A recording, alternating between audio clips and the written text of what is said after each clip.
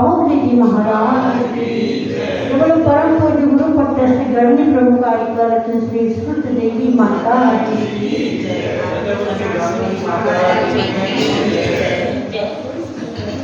देखिए, आप लोगों का बड़ा सौभाग्य है, सौभाग्य नहीं परम भाग्य समझो कि ऐसे स्थान पर गुरुदेव ने मंदिर बना दिया कि आते जाते कोई भी त्यागी हो, फेज 2 तो जरूर आएंगे, कहीं भी जाए, लेकिन फेज 2 आए बिना यहाँ से नहीं जा सकते। एक तो 43 जा भी सकते हैं, परंतु वो थोड़ा सा अलग होने से जब भी दिल्ली की तरफ जाना हो तो फेज 2 में आना ही पड़ेगा। नाथ भगवान कह रहे मैं बैठा हूँ और आपको आना ही पड़ेगा। ऐसे मौके पे आचार्य श्री बाहुबली महाराज जी ने आप सबका ये सपना समझो कि हम लोग कहाँ जाएंगे दर्शन को, कहाँ कहाँ गए आप लोग दर्शन को, दूर दूर तक महावीर पार्क की क्या, बारादरी क्या, दूर दूर तक मंदिर के लिए आप लोग तरसे, परंतु उसका फल आज आपको ऐसा मिला कि आते जाते संतों का दर्शन आप बुलाओ या ना बुलाओ, अपने आप संत आते हैं और आपको मौका मिलता है। काय का मौका मिलता है?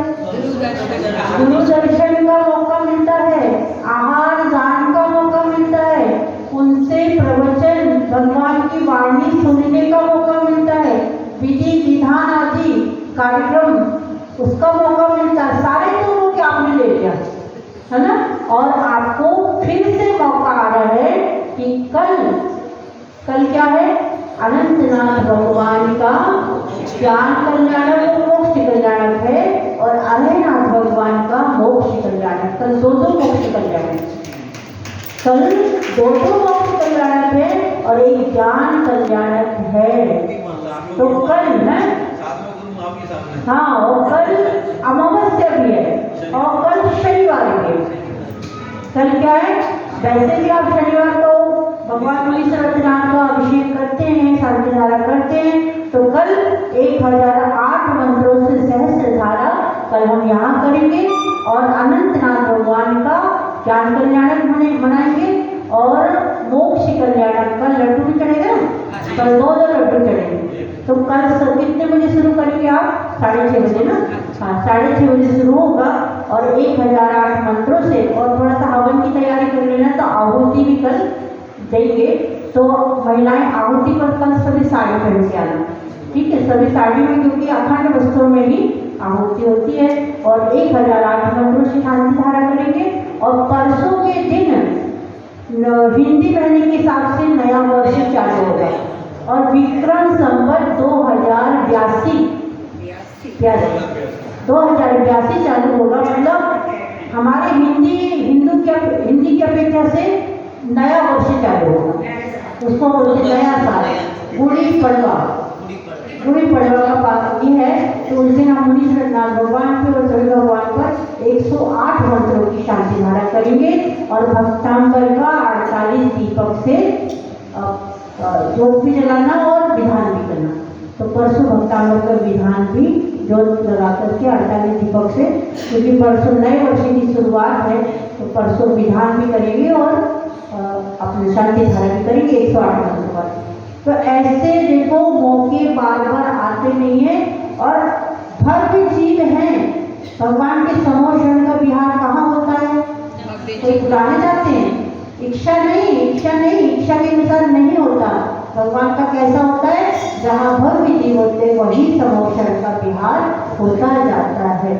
तो एक जगह कहा है, उत्तमा स्वात्म चिंता स्यात् देह चिंता च मध्यमा अधमा काम चिंता स्यात् पर चिंता धमाधमा। सबसे चिंता करो, पर सबसे उत्तम चिंतन किसका है? अपनी आत्मा का। सबसे उत्तम चिंता, सबसे उत्तम चिंतन अपनी आत्मा का, क्योंकि अगर भगवान ने भी उत्तम चिंतन नहीं किया होता तो आज भगवान नहीं बन पाते। आप लाखों भक्ति कर लो, पूजा कर लो, स्वाध्याय कर लो, लेकिन जब तक ध्यान नहीं करोगे तब तक मोक्ष की प्राप्ति नहीं होगी। मोक्ष के लिए क्या आवश्यक है? ध्यान करना, अपनी आत्मा का चिंतन करना बहुत जरूरी है। कितने घंटे होते हैं? 24 घंटे। कितने अपने लिए देते आप समय? अपनी आत्मा का ध्यान कितनी देर करते हो? भगवान कहते कुछ मत करो, मेरा भी ध्यान मत करो, आप तो मेरे जैसे बैठ जाओ बस। कैसे बैठे भगवान? देखो, हाथ पे हाथ रखकर, और कैसा, इसको कौन सा आसन बोलते हैं? पद्मासन। पद्मासन लगाओ, चाहे 5 मिनट के लिए लगाओ। पद्मासन लगा करके सारे विकल्पों को छुट्टी देकर के 5 मिनट क्यों न हो अपनी आत्मा का ध्यान करो। वो आत्मा का ध्यान क्या होगा? आपको मोक्ष सिद्धि के लिए कारण बनेगा। आत्मा का ध्यान करना पड़ेगा। तो ये उत्तम चिंता बताई, उत्तम चिंतन बताया। अब दूसरी चिंता है देह चिंतन। अपनी देह की चिंता करना पड़ेगा। देह की चिंता करते हो कि नहीं? सारा दिन करते हो? सारा दिन कोई करते हो? देह की चिंता क्यों करना? इसको हष्ट पुष्ट बनाने के लिए नहीं। इसको, ये शरीर माध्यम है, साधना का माध्यम है, और इसको चिंता करनी पड़ेगी। जैसे आपके घर में नौकर है कि नहीं? सबके घर में भी है, दुकान में भी, सब उनको आप वेतन देते हैं। कितनी तनख्वाह देते हैं?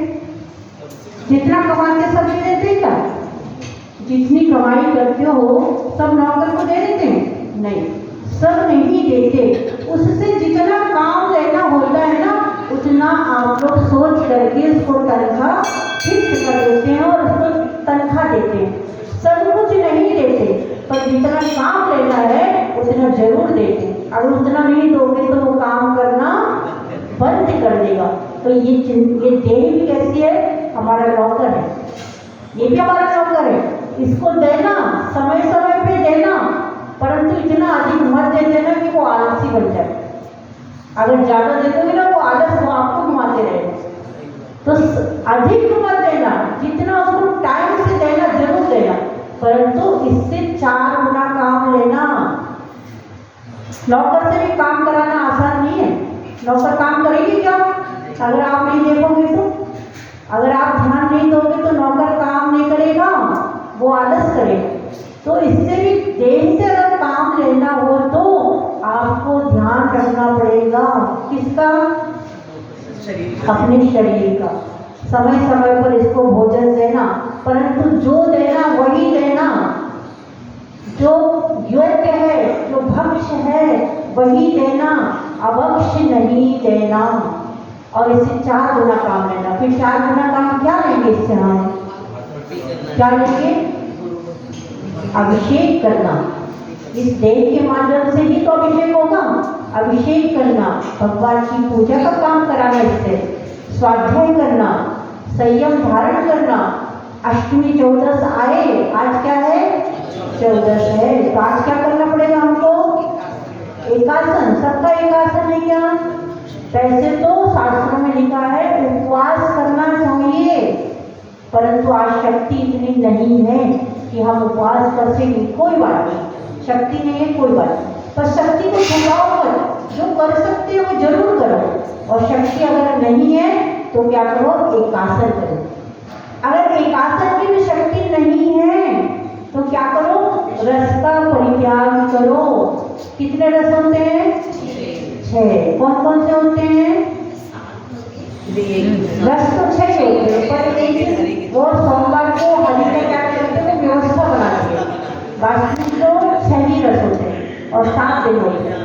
तो इस प्रकार एक दिन उपवास का है। उसमें जो आपको रस परित्याग का बताया ना, उसमें एक दिन उपवास का है। 6 दिन रस का त्याग करो, एक दिन उपवास करो, ऐसी व्यवस्था है। परंतु नहीं होता, इसलिए हरि का त्याग कर देते हैं। अष्टमी 14 को उपास ही बताया तो हरि का त्याग उसमें बता देते हैं। तो ऐसे सब रस का त्याग करके मैं भोजन करूं, और उतना भी नहीं होता है तो क्या करूं?